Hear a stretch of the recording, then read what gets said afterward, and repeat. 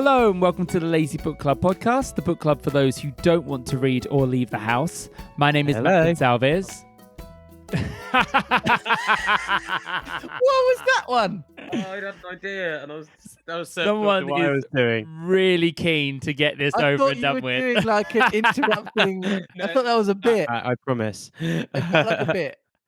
Well, you've started talking now, David. You may as well finish. Well, I was gonna pretend I was gonna answer the phone, but I've lost it in the moment. But yes, I'm David Cox for the record. Good, very good. I'm Josh Matheson. After that failed bit, To be fair, I've had 100% success. you have actually. It's been a long time. Is unchallenged by. You got I don't know if that's the case because there was a few weeks ago where you just forgot to come in because you forgot it was you second. That's I true. feel like that counts as a fail. So Is that what we did on like a Friday night or something? Something. I think you were hammered. Yeah. So this week we are looking at Chapter 5, Part 2 of The Mysterious Affair at Styles. That's right, because we tried, and all we managed to last time was the long title of the book, and then we're like, it's been a bit too long. We should probably. I know. I was editing it and looking at the time rack up, and I thought, do you know what? It's just going to be too long to do in one episode. People are going to be like, never finishing it. So sometimes it's nice to do it in bite-sized chunks. It makes you kind of like sit down and concentrate. So we left Poirot still investigating. He had actually just interviewed the groundskeepers who had confirmed that Emily had asked them to sign a piece of paper, which they believe was a brand new will and testament that she had just written out. But they don't really know because they didn't even bother to read it. They didn't read it. So they could have just signed their own death warrants. Who knows? But we're assuming that they signed the will. And we've also seen that Evie has returned. Basically, Hastings feeling a little bit guilty because he was told by Evie to look out for Emily, and now she's dead, and she was only gone one day. Yep. So that's kind of a failure on his part, really, isn't it? I mean, pretty much.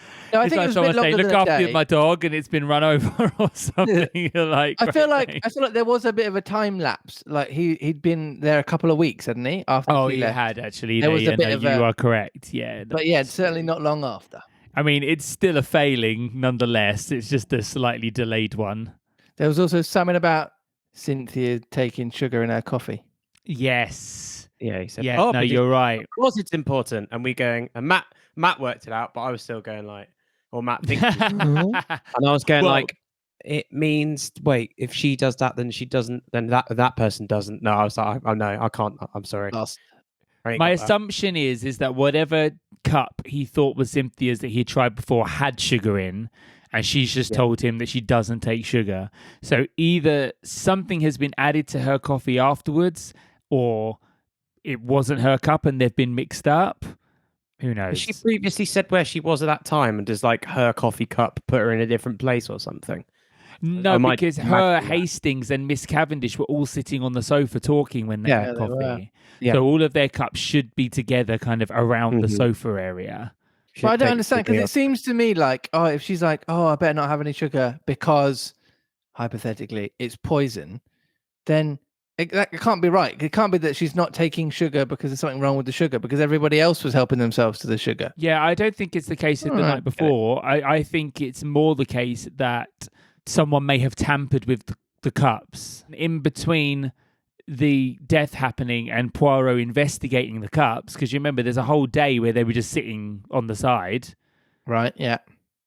So my assumption is either that, or maybe there was, because obviously something can taste sweet without it necessarily being sugar. True. Maybe there's something else that's been put in.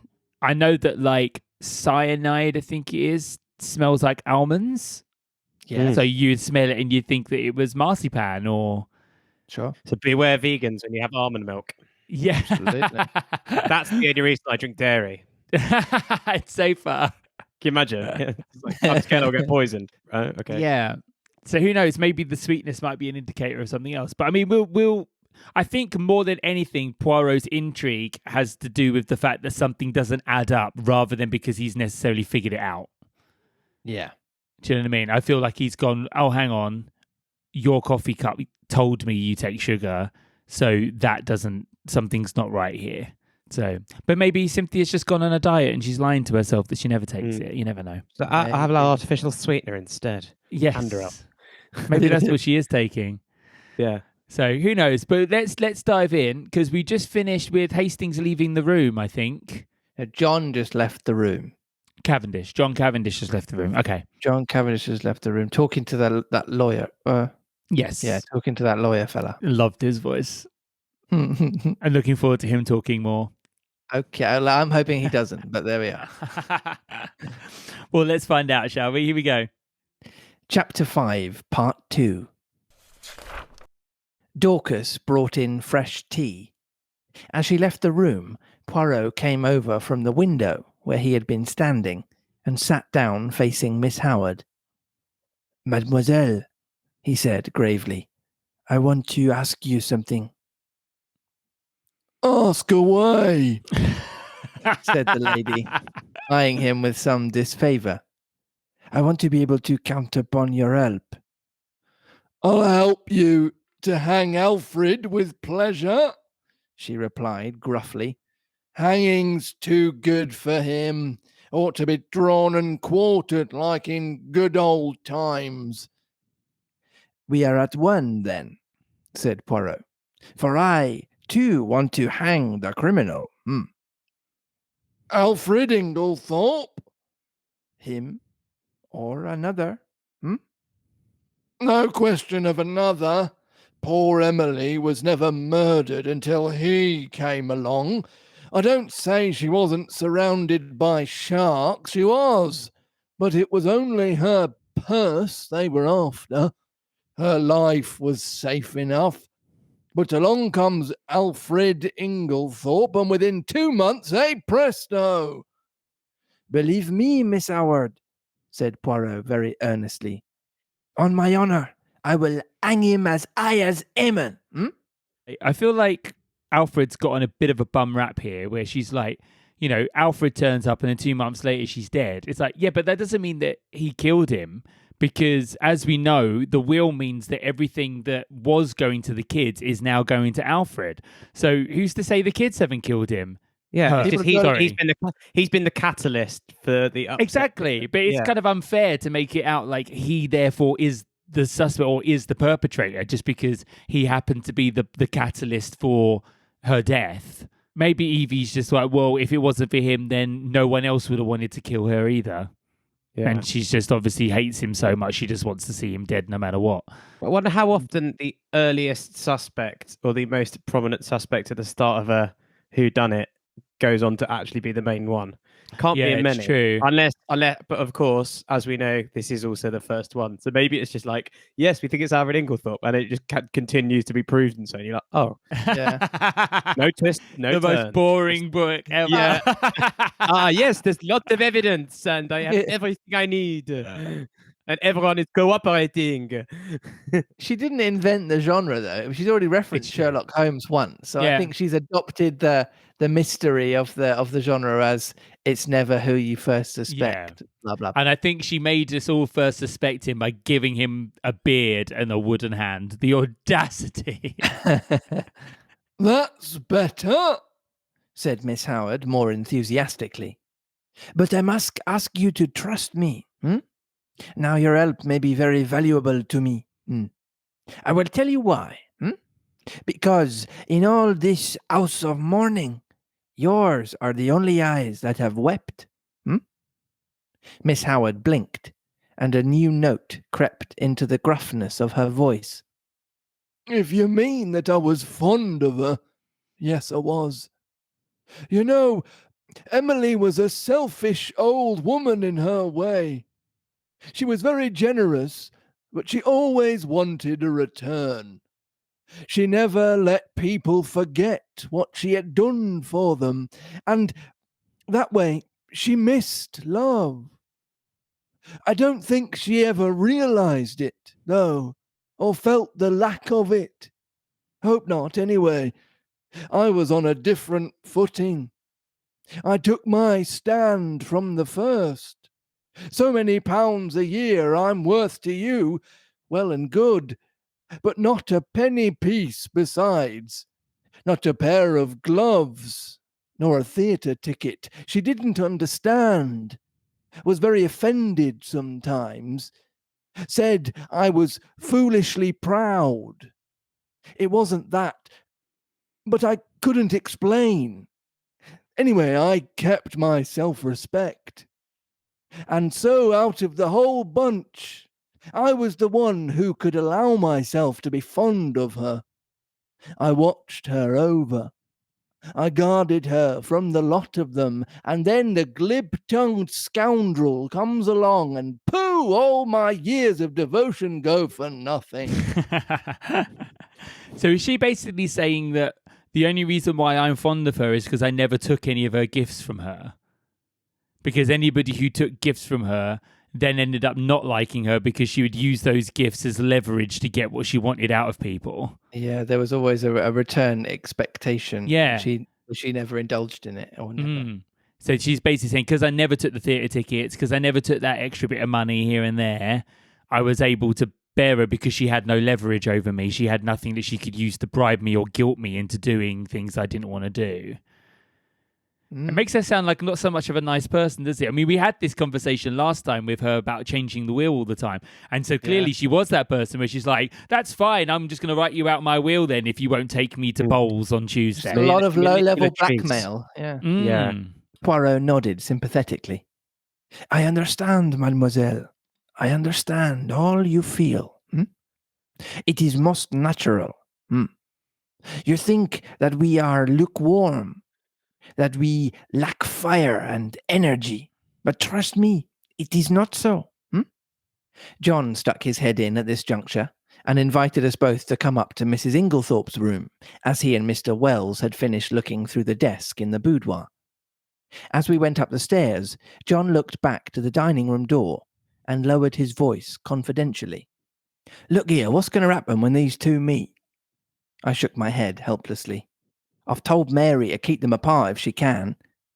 Will she be able to do so? The Lord only knows. There's one thing, Inglethorpe himself won't be too keen on meeting her. You've got the keys still, haven't you, Poirot? I asked, as we reached the door of the locked room. Taking the keys from Poirot, John unlocked it, and we all passed in. The lawyer went straight to his desk, and John followed him. My mother kept most of her important papers in this dispatch case, I believe, he said. Poirot drew out the small bunch of keys. Permit me, I locked it out of precaution this morning.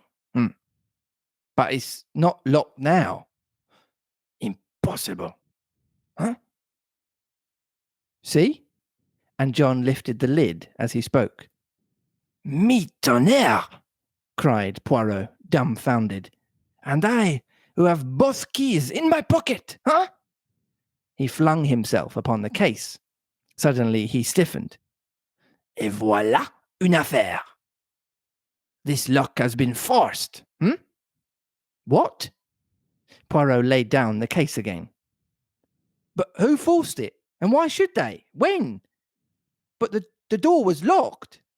These exclamations burst from us disjointedly.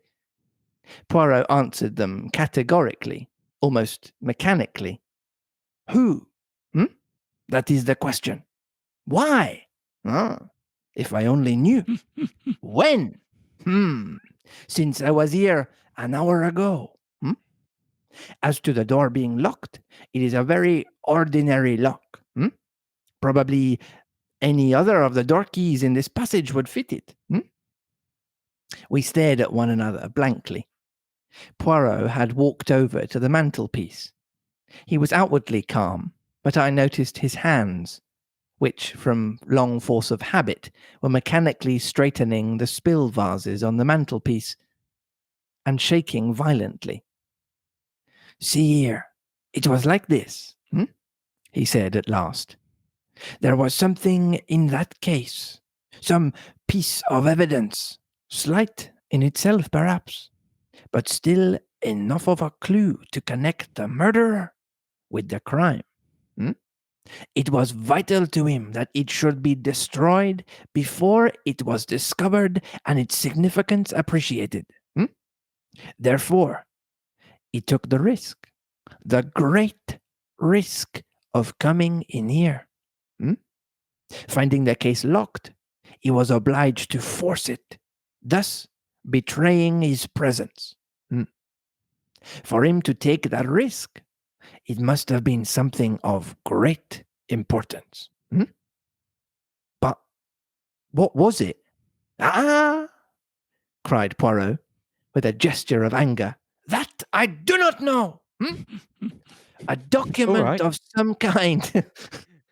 I know, when he's like a gesture of anger, I'm imagining like, ah! It's like, yeah, but to be fair, Poirot, most of the time you don't tell me anything anyway. So I just assumed that you already know what it was. Because before you've been like, only good time. Yeah. And now you say, I don't know. You're like, well, I need to know where I stand with you. Otherwise, I'm just going to be on eggshells. Are you all Let me know knowing how or I not? can help.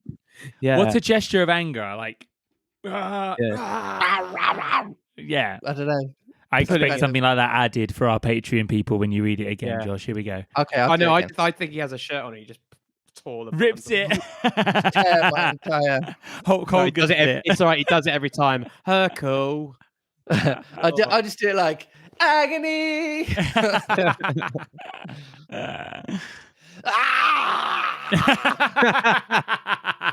Cried Poirot with a gesture of anger.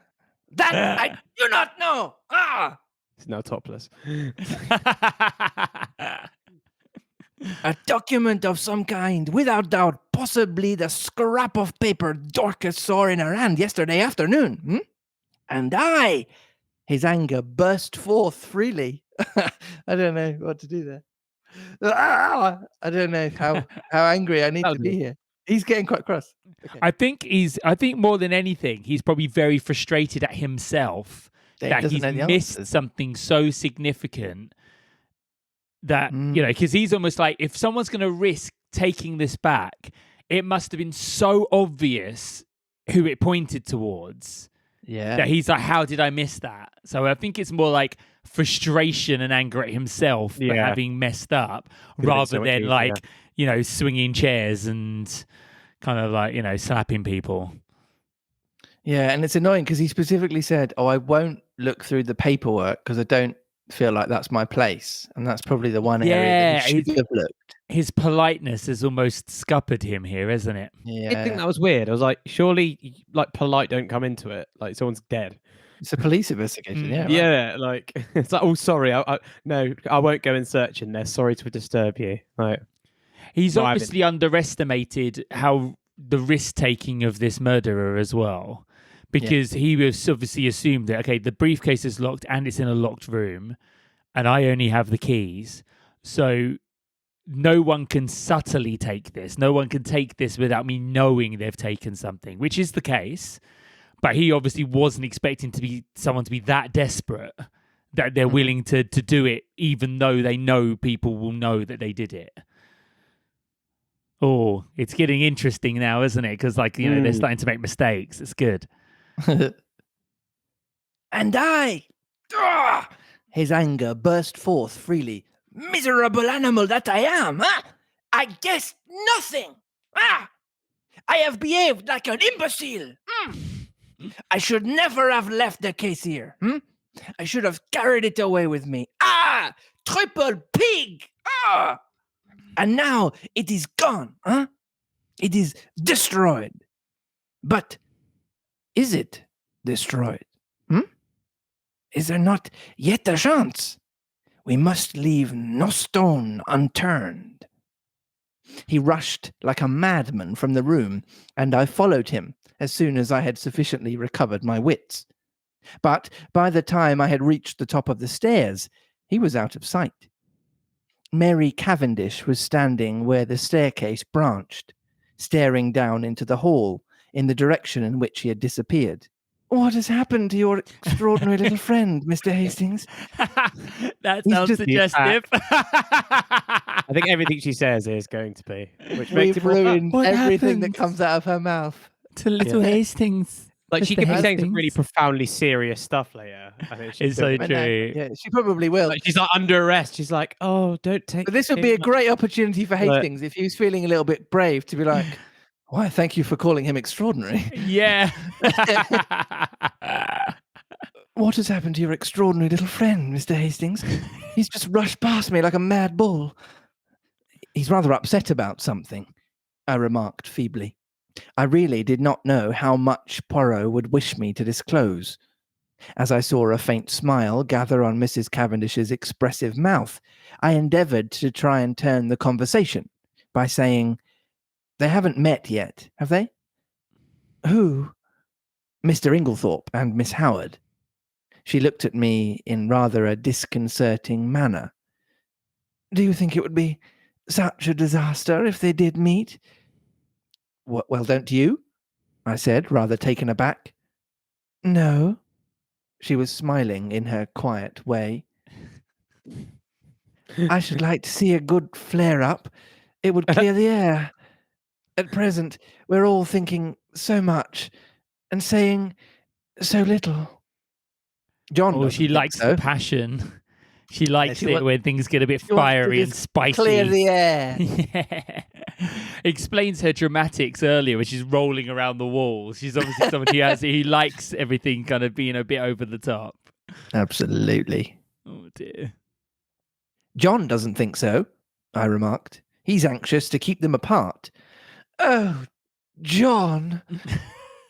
Something in her tone fired me, and I blurted out, "Old John's an awfully good sort." She studied me curiously for a minute or two, and then said, to my great surprise, "You are loyal to your friend. I like you for that. Aren't you my friend, too? I am a very bad friend." I'm sorry.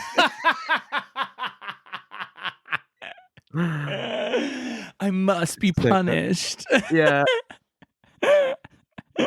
That proper had dirty little pudding in the middle of the night. If people listen to the wrong part of Got this the attention. podcast, they're going to get the complete wrong end of the They stick. really are. Oh, They really yeah. are. Yeah, I think this is the first time we've actually had like a sexy character, and it's been really Right. funny watching Josh play None that. in Pinocchio, No, none in Peter Pan, none of the ghosts, no. and none of the pigs. Yeah, it would have been a bit weird if there was one in Peter Pan, wouldn't it? Yeah. Some animals are more equal than others.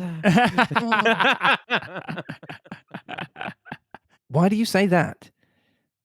Because it is true. I am charming to my friends one day and forget all about them the next. I don't know what impelled me, but I was nettled, and I said foolishly, and not in the best of taste, "Yet you seem to be invariably charming to Dr. Bauerstein." Jab, jab, jab, jab, jab. That was one of those things that he would have instantly regretted and gone, "Oh no, why did I?" Yeah. Oh, and also, it just makes him sound a bit petty and jealous as well. Because that's what it is. It's not actually the case that she's nice to Mr. Bowson. It's the case that she's not as nice to Like, him. just That's would- what would she's annoyed care. about. Doesn't know her that well. Like, Yeah, I know, but he likes her. Instantly, I regretted my words. Her face stiffened. I had the impression of a steel curtain coming down and blotting out the real woman. Without a word, she turned and went swiftly up the stairs, whilst I stood like an idiot, gaping after her. I was recalled to other matters by a frightful row going on below. I could hear Poirot shouting and expounding. I was vexed to think that my diplomacy had been in vain. The little man appeared to be taking the whole house into his confidence, a proceeding of which I, for one, doubted the wisdom. Once again, I could not help regretting that my friend was so prone to lose his head in moments of excitement. I stepped briskly down the stairs. The sight of me calmed Poirot almost immediately. I drew him aside. "My dear fellow," I said, "is this wise? Surely you don't want the whole house to know of this occurrence? You are actually playing into the criminal's hands. You think so, Hastings? I am sure of it. Well, my friend, I will be guided by you. Good. Although, unfortunately, it is a little late now. Sure. He looked so crestfallen and abashed that I felt quite sorry, though I still thought my rebuke a just and wise one. Well, he said at last, let us go, mon ami. You have finished here? For the moment, yes. You will walk back with me to the village? Willingly. I'm going to throw a little thing in here. Go on. I wonder if he is intentionally creating a scene so that the murderer thinks he's gotten away with what he's gone away with. This is very out of character for Poirot. Someone who's very mild-mannered and polite, running around the house screaming at the top of his lungs how annoyed he is at himself. He does every time because then it allows them to make mistakes. Yeah. But once again, never met Poirot before. This is the first time he's ever been introduced into the canon. So like the readers at the time wouldn't have known it was out of character. So it would be perhaps even cleverer. He picked up his little suitcase and we went out through the open window into the drawing room. Cynthia Murdoch was just coming in and Poirot stood aside to let her pass. Excuse me, mademoiselle, 1 minute. Yes? She turned inquiringly. Did you ever make up Mrs. Inglethorpe's medicines? A slight flush rose in her face as she answered rather constrainedly. No. Only her powders, The flush deepened as Cynthia replied. Oh, yes, I did make up some sleeping powders for her once. These? Poirot produced the empty box which had contained powders. She nodded. Can you tell me what they were? Sulfonal? Veronal? No, they were bromide powders. Ah, thank you, mademoiselle. Good morning. As we walked briskly away from the house, I glanced at him more than once. I had often before noticed that if anything excited him, his eyes turned green like a cat's. They were shining like emeralds now. My friend, he broke out at last, I have had a little idea, a very strange and probably utterly impossible idea. And yet, it fits in. I shrugged my shoulders. I privately thought that Poirot was rather too much given to these fantastic ideas. In this case, surely, the truth was only too plain and apparent. So that is the explanation of the blank label on the box, I remarked. Very simple, as you said. I really wonder that I did not think of it myself. Poirot did not appear to be listening to me. They have made one more discovery. Là-bas, he observed, jerking his thumb over his shoulder in the direction of Styles. Mr. Wells told me as we were going upstairs. What was it? Locked up in the desk in the boudoir. They found a will of Mrs. Inglethorpe's, dated before her marriage, leaving her fortune to Alfred Inglethorpe. It must have been made just at the time they were engaged. It came quite as a surprise to Wells, and to John Cavendish also. It was written on one of those printed will forms, and witnessed by two of the servants, not Dorcas. Did Mr. Inglethorpe know of it? He says not. One might take that with a grain of salt, I remarked sceptically. All these wills are very confusing. Tell me, how did those scribbled words on the envelope help you to discover that a will was made yesterday afternoon? Poirot smiled. Mon ami, have you ever, when writing a letter, been arrested by the fact that you did not know how to spell a certain word? Yes, often. I suppose everyone has. Exactly. And have you not, in such a case, tried the word once or twice on the edge of the blotting paper, or a spare scrap of paper, to see if it looked right? Well, that is what Mrs. Inglethorpe did. You will notice that the word possessed is first spelled with one S and subsequently with two, correctly. To make sure, she had further tried it in a sentence. Thus, I am possessed. Now, what did that tell me? It told me that Mrs. Inglethorpe had been writing the word possessed that afternoon. And, having the fragment of paper found in the grate fresh in my mind, the possibility of a will, a document almost certain to contain that word, occurred to me at once. This possibility was confirmed by a further circumstance. In the general confusion, the boudoir had not been swept that morning, and near the desk were several traces of brown mold and earth. The weather had been perfectly fine for some days, and no ordinary boots would have left such an heavy deposit. I strolled to the window and saw at once that the begonia beds had been newly planted. The mold in the beds was exactly similar to on the floor of the boudoir. And also, I learned from you that they had been planted yesterday afternoon. I was now sure that one or possibly both of the gardeners, for there were 2 sets of footprints in the bed, had entered the boudoir. For if Mrs. Inglethorpe had merely wished to speak to them, she would, in all probability, have stood in the window, and they would not have come into the room at all. I was now quite convinced that she had made a fresh will, and had called the 2 gardeners in to witness her signature. Events proved that I was right in my supposition. That was very ingenious, I could not help admitting. I must confess that the conclusions I drew from those few scribbled words were quite erroneous. He smiled. You gave too much rein to your imagination. Imagination is a good servant and a bad master. The simplest explanation is always the most likely. Another point. How did you know that the key of the dispatch case had been lost? I did not know it. It was a guess that turned out to be correct. You observed that it had a piece of twisted wire through the handle. That suggested to me at once that it had possibly been wrenched off a flimsy keyring.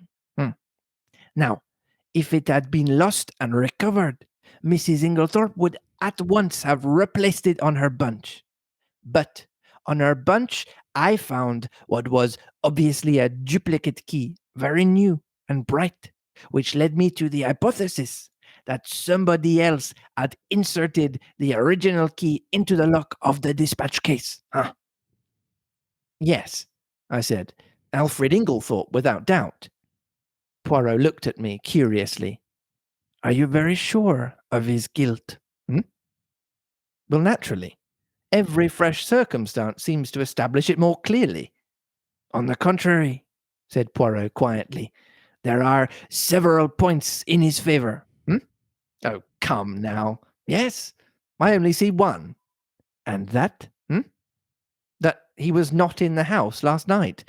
Bad shot, as you English say, huh? You have chosen the one point that, to my mind, tells against him. How is that? Because if Mr. Inglethorpe knew that his wife would be poisoned last night, he would certainly have arranged to be away from the house. His excuse was an obviously trumped up one. That leaves us 2 possibilities. Either he knew what was going to happen, or he had a reason of his own for his absence. And that reason? I asked skeptically. Poirot shrugged his shoulders. How should I know? Discreditable, without doubt. This Mr. Inglethorpe, I should say, is somewhat of a scoundrel. But that does not of necessity make him a murderer. I shook my head, unconvinced. We do not agree, said Poirot. Well, let us leave it. Time will show which of us is right. Now let us turn to other aspects of the case. What do you make of the fact that all of the doors of the bedroom were bolted on the inside? Well, I considered, one must look at it logically. True. I should put it this way. The doors were bolted. Our own eyes have told us that. Yet the presence of the candle grease on the floor and the destruction of the will prove that during the night someone entered the room. You agree so far? Perfectly. Put with admirable clearness. Proceed. Well, I was encouraged. As the person who entered did not do so by the window, nor by miraculous means, it follows that the door must have been opened from the inside by Mrs. Inglethorpe herself. That strengthens the conviction that the person in question was her husband. She would naturally open the door to her own husband. Poirot shook his head. Why would she? She had bolted the door leading into his room. A most unusual proceeding on her part. She had had a most violent quarrel with him that very afternoon. No, he was the last person she would admit. But you agree with me that the door must have been opened by Mrs. Inglethorpe herself. There is another possibility. She may have forgotten to bolt the door into the passage when she went to bed, and have got up later, towards morning, and bolted it then. Poirot, is that seriously your opinion? No, I do not say it is so, but it might be. Now, to turn to another feature. What do you make of the scrap of conversation you overheard between Mrs. Cavendish and her mother-in-law? I had forgotten that, I said thoughtfully. This is as enigmatical as ever. It seems incredible that a woman like Mrs. Cavendish, proud and reticent to the last degree, should interfere so violently in what was certainly not her affair. Precisely. It was an astonishing thing for a woman of her breeding to do. It is certainly curious, I agreed. Still, it is unimportant and need not be taken into account. A groan burst from Poirot. What have I always told you? Everything must be taken into account. If the fact will not fit the theory, let the theory go. Well, we shall see, I said, nettled. Yes, we shall see. We had reached Leastways Cottage, and Poirot ushered me upstairs to his own room. He offered me one of the tiny Russian cigarettes he himself occasionally smoked. I was amused to notice that he stowed away the used matches most carefully in a little china pot. My momentary annoyance vanished. Poirot had placed on our 2 chairs in front of the open window which commanded a view of the village street. The fresh air blew in warm and pleasant. It was going to be a hot day. Suddenly, my attention was arrested by a weedy-looking young man rushing down the street at a great pace. It was the expression on his face that was extraordinary, a curious mingling of terror and agitation. Look, Poirot, I said. He leant forward. Tiens, he said. It is Mr. Mace from the chemist's shop. He is coming here. The young man came to a halt before Leastways Cottage, and after hesitating a moment, pounded vigorously at the door. A little minute, cried Poirot from the window. I come. Motioning to me to follow him, he ran swiftly down the stairs and opened the door. Mr. Mace began at once. If he runs a shop, if we could go something like a greengrocer's voice, like the old school kind of like. What is a greengrocer's voice when it's at home? 3 banana pound, 3 banana pound. We've got to distinguish it from. Oh yeah. Just speak everything he says is like he's bartering at the market. Yeah. Hello, How are you today? Yeah. What I could do to differentiate if we're running the risk of sounding a bit like John Cavendish. No. I grew up in East Anglia, and regularly we would go to Felixstowe Market. So I could do it with a slightly sort of East Anglian. Yeah, do that. Right? Yeah. My thing was more just because he runs a shop, just having a shopkeeper kind of like upsell kind of energy about him. Oh, Mr. Poirot, I'm sorry for the inconvenience, but I heard that you just come back from the hall. Yes, we have. The young man moistened his dry lips. His face Ew. was working. I just imagine he did it really slowly, like. That was like really unnecessary, gross description. Like, Yeah, unless someone's trying to seduce someone, I don't see why I need to know why someone was Does moistening that mean he's their going lips. like almost gurning a little bit? Yeah, or he's just kind of like. I'm ever so glad that wasn't an instruction that was given to Mary. Otherwise, we could have been in real trouble. Yeah. Yeah. She starts pouring honey over herself. I'd see what that's she gets the baby oil out. Yeah.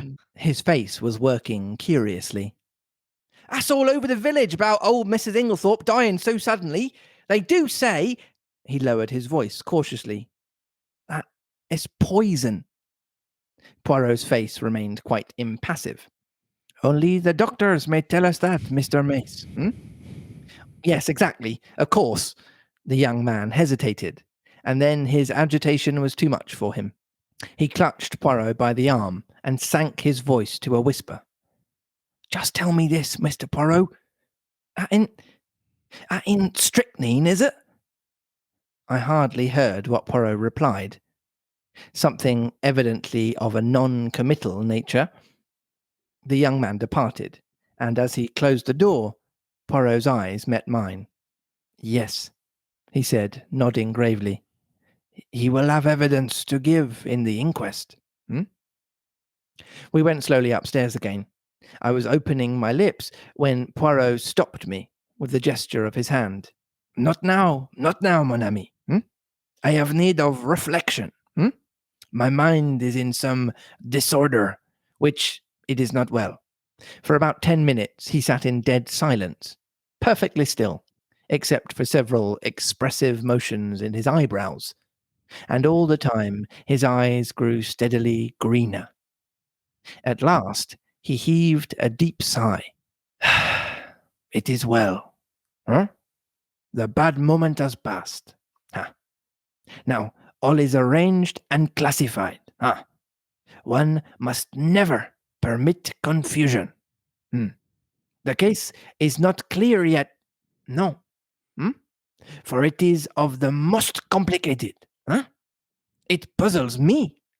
Me, Hercule Poirot. There are two facts of significance. And what are they? The first is the state of the weather yesterday. That is very important. But it was a glorious day, I interrupted. Poirot, you're pulling my leg. Not at all. The thermometer registered 80 degrees in the shade. Do not forget that, my friend. It is the key to the whole riddle. And the second point? I asked. The important fact that Monsieur Inglethorpe wears very peculiar clothes. He has a black beard and uses glasses. Please tell me that they just don't think he's some kind of person in disguise. It's a Scooby-Doo. That's what I mean. Like Count Olaf. It's going to be like, yeah. Like, I love those books. But it was always obvious, like, from the get-go. And you're like, yeah. Can I say though, I did say a few episodes ago that I had a theory because the first thing that Mrs. Inglethorpe said on when the doctor came in the room was Alfred, that Alfred and Bauerstein are the same person. Maybe that could still have some truth in it. They that would haven't. be so amazing. Have they been at the same place? I think the only time we saw them at the same place was the tea on the garden. After the tea, Mrs. Cavendish met Bauerstein in the garden. So they weren't like, they were back to back, but they weren't exactly at the same time. Maybe there's a double involved. But I do love the idea of just like Alfred wearing those glasses with the fake moustache and the big nose. Just kind of like, because it's like he wears glasses and he has a beard, but they're all attached to the glasses. And like, and she's been with him for like months, and he's like, he's just wearing them the entire time. Yeah. Poirot, I cannot believe you're serious. I am absolutely serious, my friend.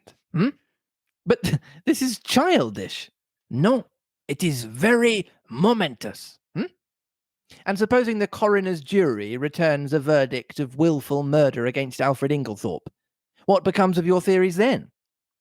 They would not be shaken because 12 stupid men had happened to make a mistake. But that will not occur.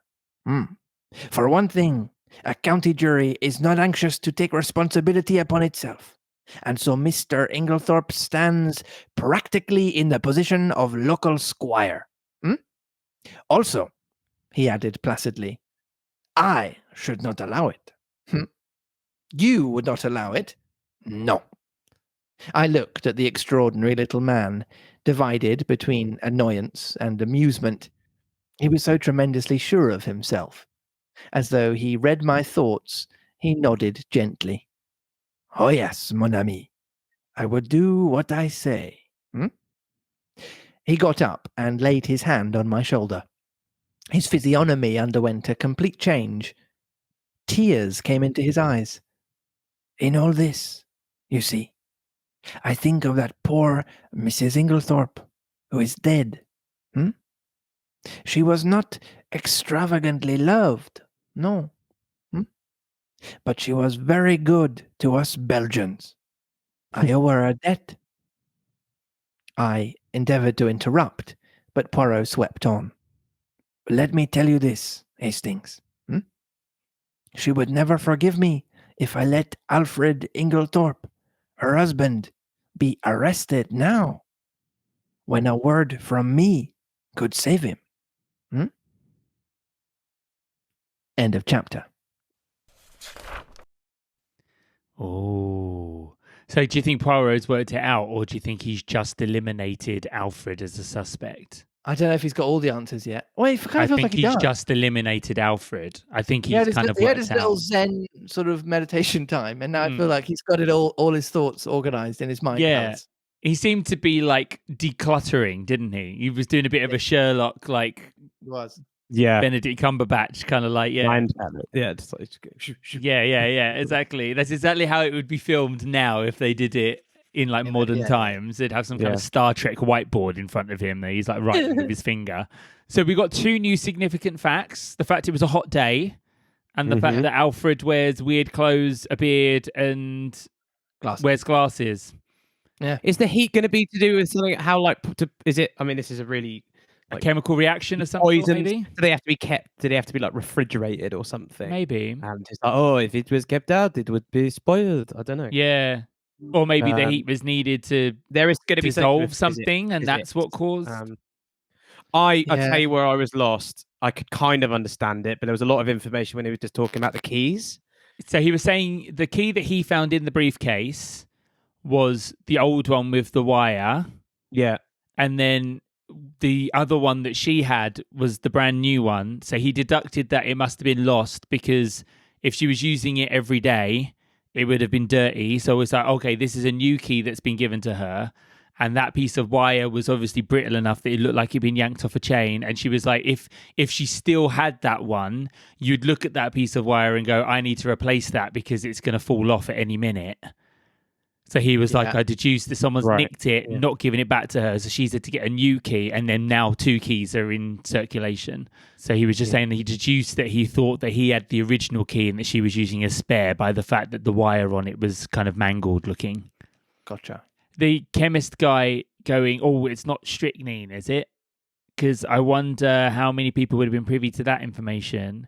And he's a chemist, and I wonder if something's been stolen from the shop or something, because he said something under his breath. We had stolen from the chemist yesterday. Yeah. It could be that sort of a thing, couldn't it? Yeah, because he was like, he'll be a witness or he'll give testimony or something. Do you know what I mean? When he whispered in his ear and then left, he kind of turned around to Hastings and was like, well, we're going to be calling him. I was glad that Poirot cleared up how he had actually linked the gardeners with the wheel, because he'd kind of left it very vague earlier to make himself seem even smarter. But obviously when he mentioned the footprints in the room, or is it you like, okay, I'm following the logic now.